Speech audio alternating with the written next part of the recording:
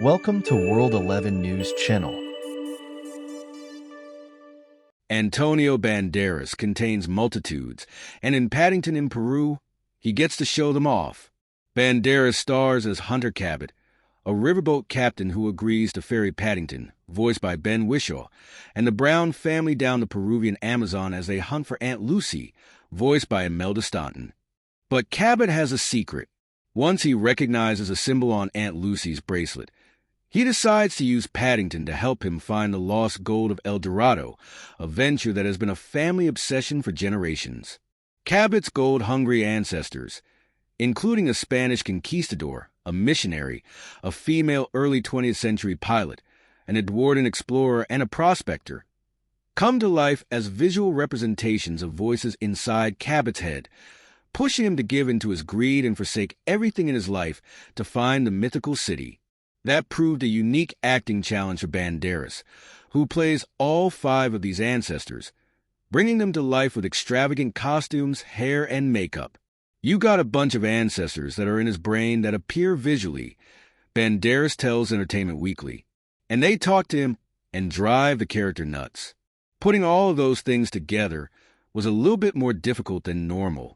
Though the general arc of the story had been established by the time Dougal Wilson stepped in for Paul King as director, it was Wilson who helped develop the idea of the ancestors and their impact on Hunter.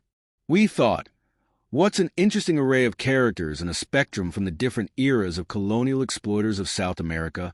That's how we came up with these characters, he explains.